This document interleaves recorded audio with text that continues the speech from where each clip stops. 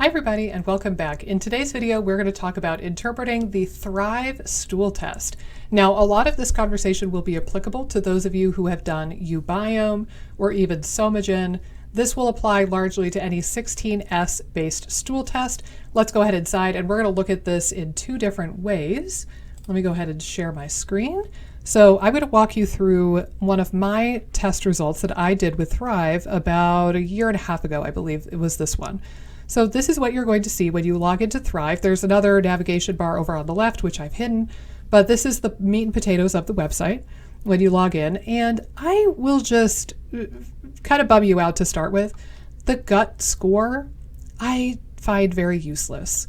I work pretty much exclusively with people who have IBS, SIBO, and IBD, and I have seen very good gut scores for damn near everybody.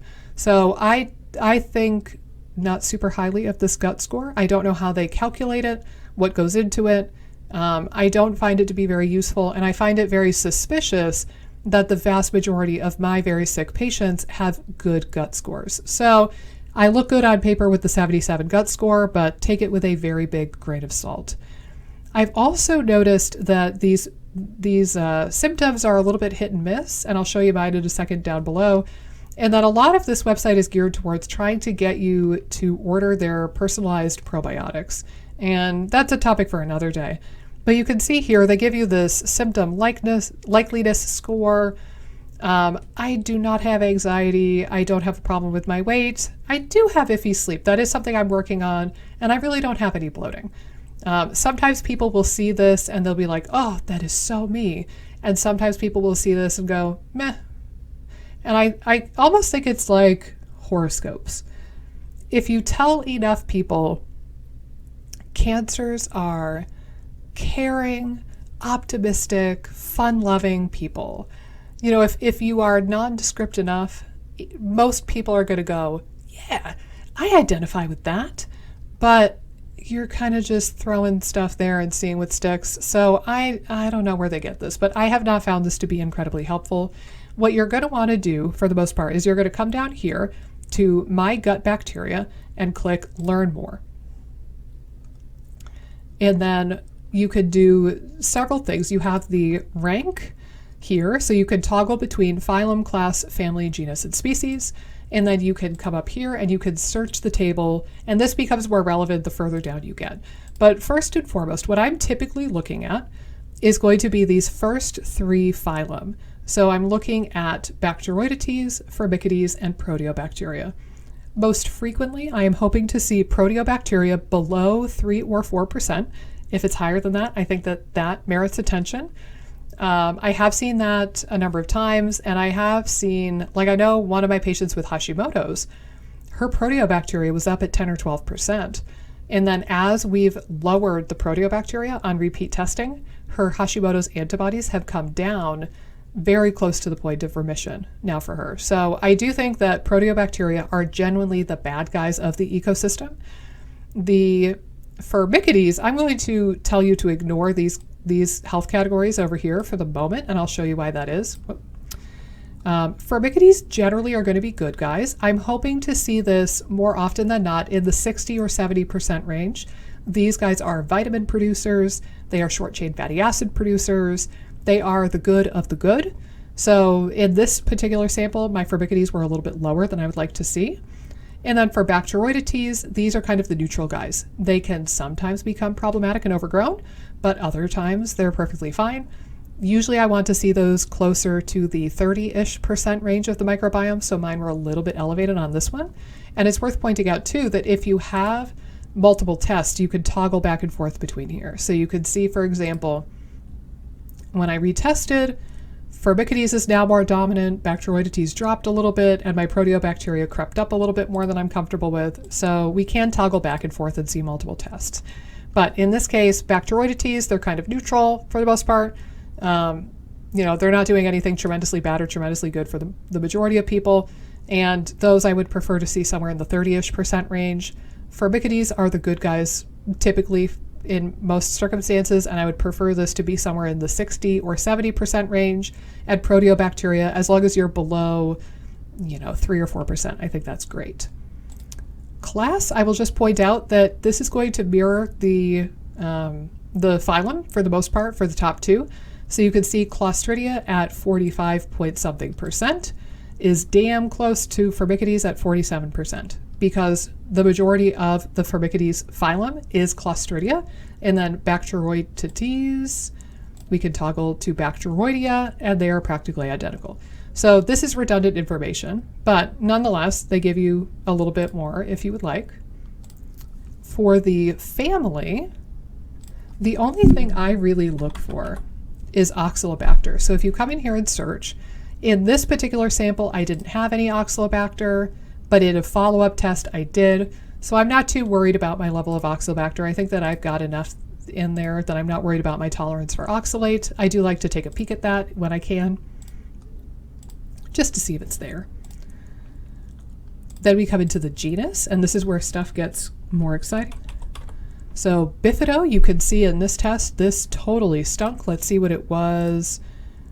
Yep, still totally stunk. Now, I was a C-section baby, and I have had about 87 truckloads of antibiotics in my lifetime. I was a chronic ear infection kid, and then I turned into the chronic sinus infection adult, and I'm not at all surprised that my Bifido are lower than I would like. I would like to see Bifido, because this is a very protective good species, or rather genus. I would like to see Bifido closer to the 3 or 5% range. If it's higher, that's just gravy. But I do find that most people in the developed world, quote unquote, have a really hard time with their Bifido. So Bifido being low is very, very common on 16S stool testing. For the record, I have used the GI map stool test for a number of years, and this is one of the reasons why I'm moving away from the GI map, because most frequently I will see, 95+% of the time on a Thryve test, people will have low or like atrociously low Bifido levels, but then the GI map says that they're fine. So when I do side-by-side testing with a test like Thryve or Ubiome when they were still out there, and I compare it to the GI map, there's almost always a big discrepancy. So I would tend to believe the 16S test more, and I think that the GI map is inaccurate. Next, we can pull up Lactobacillus. These are the other big probiotics that we all know about. And I think that this level is okay. It's a little bit low. It's not atrocious. These guys, you would want somewhere in the range of like 0.1% to 2% of your microbiome. They're not huge ecosystem players in the sense of overall quantity, but you do want them to be there, so I do think that's noteworthy to know. And then I always come in here and I type in a couple, so I'm going to type in meth for Methanobrevibacter. I have seen cases where this is exceptionally high. Methanobrevibacter is a methane-producing archaea. It's not a bacteria, but it's a methane producer that is associated with methane-dominant SIBO and constipation.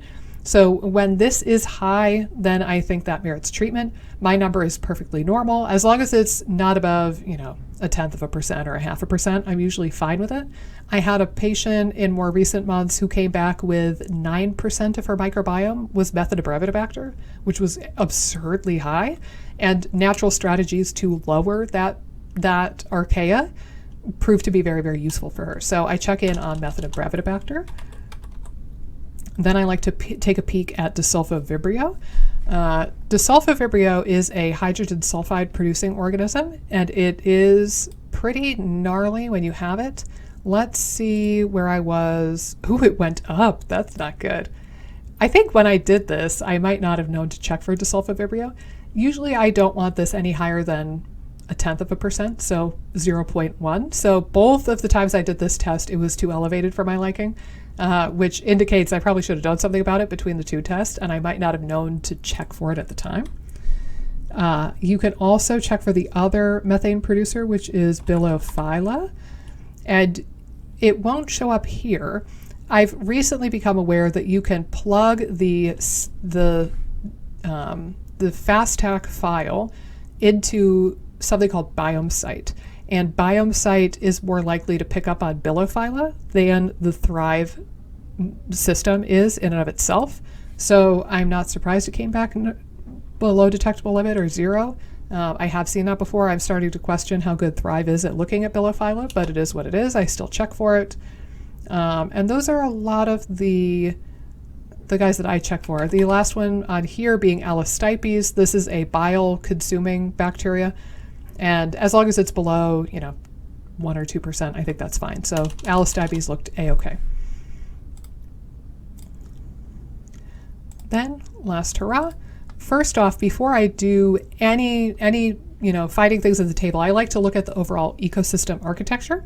So, for example, my number one species that came in at 11.571% is Bacteroides vulgatus, followed by my number two, which is Faecalibacterium prausnitzii, and then we've got some Prevotella and Paraprevitellas, and then some Bacteroides. And overall, I think this is okay. I would prefer Faecalibacterium to be my number one, because Bacteroides are, again, they're kind of neutral. They're not horrible, but they're not doing you any favors either. And 11% is just a hair over what I would really care to see. As long as it's below, 5 or 10%, I'm pretty keen on that usually. So 11 might be a little bit relevant. The Sulfovibrio is a bigger fish to fry, though. And then let's see, moderately similar here. So Bacteroides vulgatus is about the same, but my Faecalibacterium dropped on my second test here. So that is a pretty consistent ecosystem player for me, apparently. You can inhibit this pretty nicely with inulin. So I have gotten more diligent with my inulin intake in the last year and a half. So now I would be really curious to do a follow-up test. And I did just order a follow-up Thryve test, actually. So I'm curious to see what that comes back at. But like I said, usually as long as it's below 10%, I'm not really too worried about it. If it's above that, then I am paying more attention to it. Faecalibacterium prausnitzii is a very important keystone species in the microbiome. Usually I want to see this as your number one ecosystem player. I will settle here for my number two player. But this is your gut VIP. This is a big butyrate producer. It's very important for inflammatory regulation purposes, and I would like to see this above 10 or 15%. So maybe I've got a little bit of room to improve on that, but I think overall that's decent. The other big keystone species I like to look at is Akkermansia. Akkermansia mucinophilia is a bacteria that lives in the mucus lining, and it's very important, and it's very protective against not only leaky gut syndrome and inflammation, but also diabetes. They're studying this and they're developing a probiotic for this specifically for diabetes. So that is very important to assess. Let's see where I was in my other test. Okay, so I brought that back up. I think I got more diligent about eating. I have like this frozen mixed berry stuff that I get from Costco, where it's blueberries, raspberries, and blackberries. And I think between these two tests, if I remember correctly, I got more diligent about having that at least a couple of times a week. I'll put it in yogurt or I'll just eat them straight up. So that would make sense that I got a little bit of a boost there. But Akkermansia is a very protective anti-inflammatory species, and it's very important to a point now where really Faecalibacterium and Akkermansia are probably the two most widely researched bacteria currently, beyond just like Bifido and Lactobacilli. The last one I will share with you is we can look for Bacteroides fragilis. And this is a funny little bacteria because people will they'll worry about it because there's some research that says Bacteroides fragilis can be bad. There's also some research that it can be good. It depends if you have a strain that produces the toxin. And we can't tell that from this test. This is just a 16S test. We can't get strain level data. You would need something like a whole genome test to determine that. I think there's a test in Australia, Microbiota or Microbio. There's a test in Australia that I've ordered for a patient before, and that I believe gets strain specific for B. fragilis.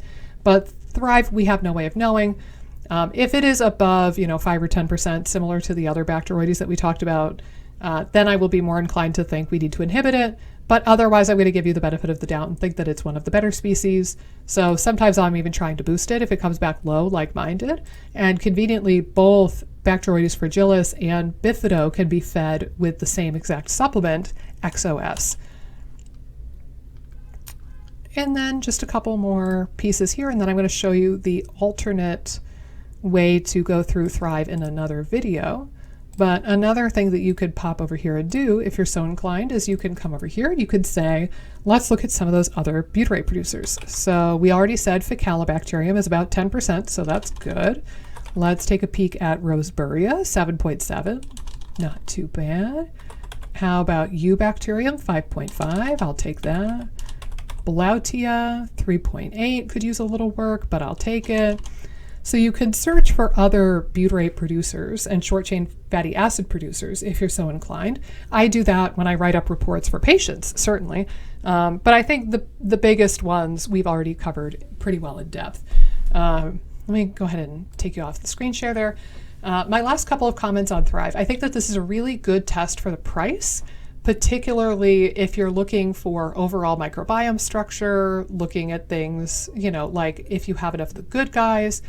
16S testing is what is used in the majority of microbiome research studies in this day and age. Very uncommon to see culture studies now in 2020. Most researchers don't use PCR testing, honestly. That's just the GI map that does that. It's not really widely used in a clinical research setting. But most research, when you see microbiome comparison studies where they look at like people with IBS versus a cohort of healthy normals or IBD versus healthy normals, almost always they're looking at 16S because it does a relatively good job and it's pretty cheap.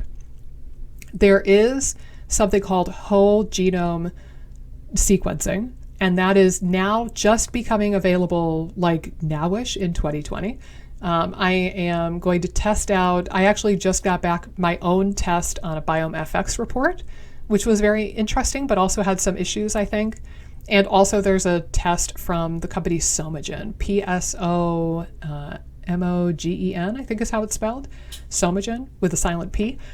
So I'm looking into that one as well. So there are some whole genome sequencing tests that are becoming available, and that has the opportunity to go a little bit deeper than 16S potentially. It's been cost prohibitive up until this point, but I'm very excited to try those out. But with the Thryve stool test, I think what you get for the money is pretty darn good. You just have to keep in mind that like microbiome health index thing that they give you, I think is probably bullocks. They are going to try to sell you on the premium service or their probiotics or both. So keep that in mind and take things with a little grain of salt. And this test does not look for candida or parasites or pathogens. So if you are marching around with an E. coli infection or, Campylobacter or something of that nature, this test is not going to pick up on that necessarily. So you'll have to do a different stool test if you want to add on something for a parasite test or a candida test or, something like calprotectin and inflammatory measurement. You'll have to do additional testing, and that's frequently what I will do. I will have people do a Thryve test for the microbiome piece, and then if I'm suspicious of a parasite or a pathogen, I'll order something through, say, LabCorp, and if I want to get more of an inflammatory and digestive analysis, then I might use something like doctor's data, and I'm usually combining 1 or 2 or 3 different stool tests in addition to this to get a well-rounded picture. But for what it is, just looking at the bacteria and getting a sense for the good, the bad, and not so much the ugly, I think it's actually a really nice little test. I will put a link in the doobly-doo down below for not only the link to this test, but also I was able to get a coupon code for you guys. So if you type in the coupon code POOPARTY10, and that's POOPARTY 10, then you'll get 10% off of your order with Thryve. Now that is a referral coupon code, so I will get a little bit of an incentive for giving you that, but I put all of that funding into my continued education, learning more about the microbiome, and I try to put that money to good use, and it doesn't cost you anything extra, and you actually get a discount using that. So if you would like to use that referral code, I will put that in the links down below. And I hope that this helped you interpret your Thryve test results, because it's a wonderful little test, particularly for the price you pay for it. And I have found it very, very useful with a lot of my patients. The other thing to know is that if you have one of these Thryve profiles, or if you have something like it, or a stool sample, and you're like, holy crap, I don't know what to do now, I do offer an interpretation service where you can reach out to me via email and send me the CSV file or send me whatever, your login info, and I would happily write you a report and give you my clinical interpretation of that based on your symptoms, and then give you recommendations for nutrition or herbal medicines or supplements and help you get on the healing path. So if you would like to do that, whether it's Thryve or another stool sample, I will let you know if it's one that I'm familiar with and that I can interpret. And then, the cost, it just depends. I bill it at my hourly rate. So if it's just one single Thryve report, it usually doesn't take me very long to do. But if you have several stool tests, or if you have more detailed clinical history, then it will take me a little bit more time to go through that. But I will leave a link in the doobly-doo down below for that as well. So if you would like my interpretation of your test results and you want actionable information about the supplements and herbs and strategies that you could use to manage this naturally, then I would be happy to do so. And I will leave that link down in the doobly-doo down below. Have a wonderful day, you guys, and I will see you in the next video. Hey guys, if you like this video, be sure to subscribe, ring the bell, click the like button, and leave a comment down below with the videos that you would like to see me do next. Doing all of those really helps support the channel and support my efforts in making as many videos as possible for you guys. Thanks so much, and I'll see you in the next video.